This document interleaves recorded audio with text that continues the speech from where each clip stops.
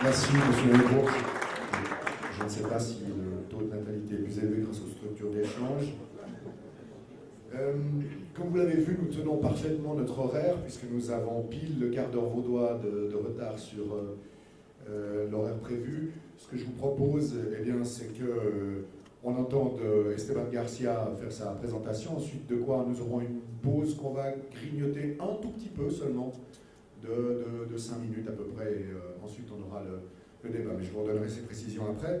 Donc maintenant la parole est à Esteban Garcia, qui est président de Realstone, un fonds d'investissement immobilier qui a dans son portefeuille, entre autres, un projet très intéressant qui s'appelle Val Ouest, qui est dans la zone post-industrielle de Lausanne. Peut-être que M. Garcia nous en parlera, mais il va surtout nous expliquer comment un investisseur s'y retrouve dans les écoquartiers. À vous la parole.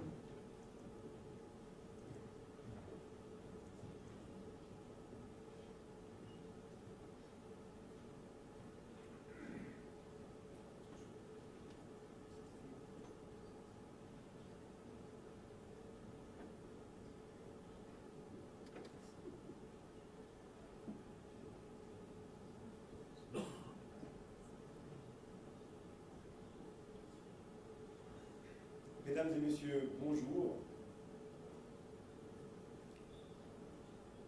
Alors voilà, le ratio risque-rendement est égal à l'écart type divisé par la racine carrée de la période.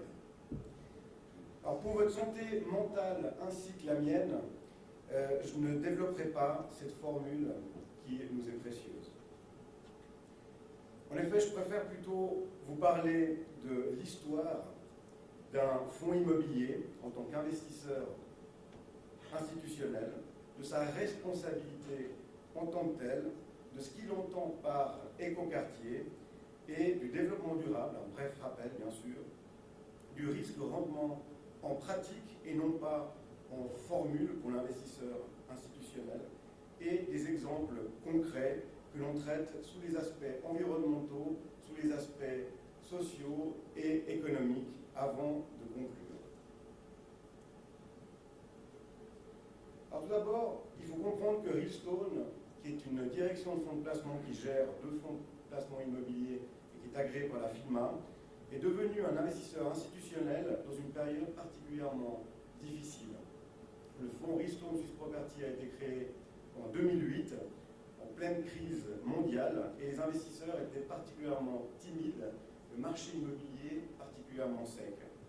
Donc très vite, nous avons dû nous adapter à cette situation et nous poser les bonnes questions. Alors, une des questions principales, c'est savoir aussi pour nous quelle est la différence entre un investisseur institutionnel et un investisseur privé. Bien souvent, ce sont les montants d'investissement.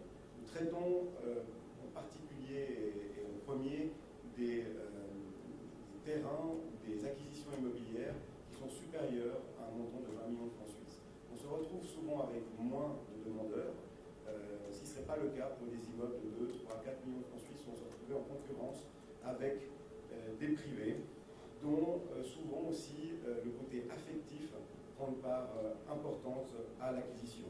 Ça veut dire que l'investisseur institutionnel doit faire preuve d'objectivité, d'analyse professionnelle, avoir une équipe dédiée, des outils à disposition et se remettre en question constamment afin de pouvoir évoluer de façon indépendante.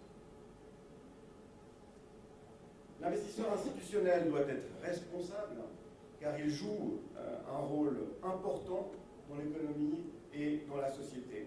Pourtant, pour un fonds immobilier, il se trouve que le secteur dans lequel il est actif, le secteur immobilier, est le plus gros pollueur de la planète.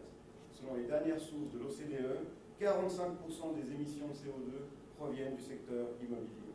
Alors un fonds immobilier se doit d'agir, penser à réduire ses émissions de CO2, mais il a également une responsabilité sociale, créer des logements destinés à la location, avec des loyers accessibles, tout en garantissant un bon rendement pour ses investisseurs.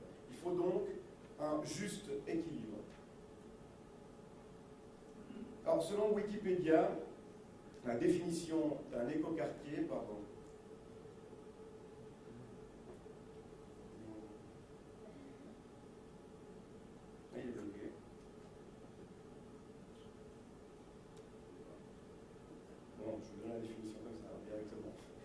Un écoquartier est un quartier urbain qui s'inscrit dans un objectif de développement durable et de réduction de l'empreinte écologique généralement associée à une implication des habitants. Alors pour nous, pour permettre l'évolution future des écoquartiers, il faut de toute façon ajouter pour autant qu'ils soient économiquement viables. Car on ne peut pas imaginer un investissement responsable en termes écologiques et social sans qu'il soit viable économiquement. Par ailleurs, aujourd'hui, on entend souvent parler d'écoquartiers. Je crois que tous les quartiers qui se créent en Suisse ont le label écoquartier. Alors, on se pose la question également, est-ce que c'est un phénomène de mode uniquement? Mais même si c'était le cas, la prise de conscience est acquise. Et en réalité, l'écoquartier est une réponse à un besoin d'une société qui évolue, mais c'est le propriétaire ou le promoteur qui doit apporter des solutions pour l'habitant et pas le contraire. Donc la réflexion doit principalement porter sur l'amélioration de la vie de l'habitant qui est l'utilisateur final. L'habitant doit être au centre de la réflexion. Alors on arrive à ce magnifique slide, développement durable, c'est un bref rappel. On en parle toujours, mais encore une fois, un investissement sera durable, en plus de vivable et équitable, seulement s'il est viable économiquement. Il faut rester pragmatique, et j'insiste. Donc c'est le premier schéma qu'il faut avoir à l'esprit si vous voulez créer un écoquartier. D'ailleurs, on ne construit pas un écoquartier comme on construirait un immeuble normal. On le crée avec une symbiose des trois éléments en question, avant d'estimer le ratio risque-rendement. Il est définitivement assez bloqué. C'est pas grave, je le reprends ici. Voilà, merci. Alors, je ne vais pas vous exposer à nouveau la formule du ratio risque-rendement qui nous est cher en immobilier, avant que vous insistiez. Les critères de risque-rendement sont de loin beaucoup plus simples.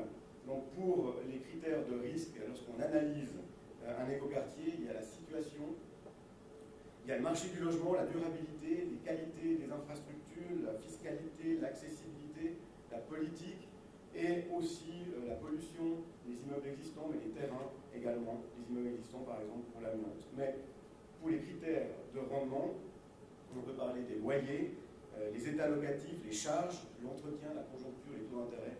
Ce ne sont pas des critères qui sont exhaustifs. Alors, on va parler d'exemples concrets que l'on vit actuellement.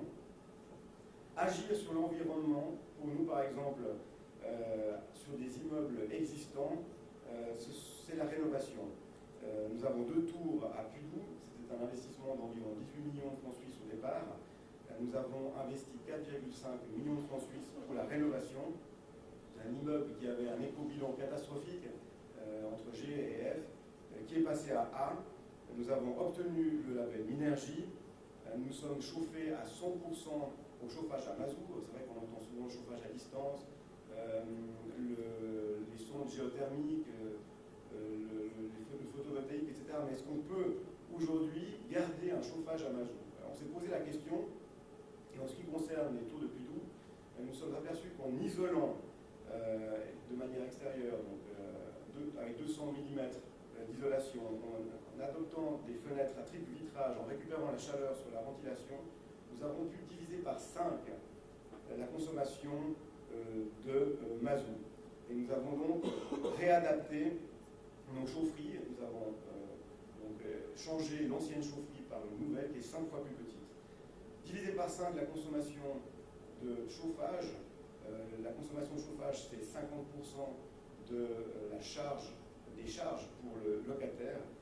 Ça veut dire qu'il y a une réduction aussi importante des charges totales payées par le locataire. Alors le risque qu'on avait, c'était bien sûr les demandes en tant que propriétaire, c'est les demandes de diminution de loyer.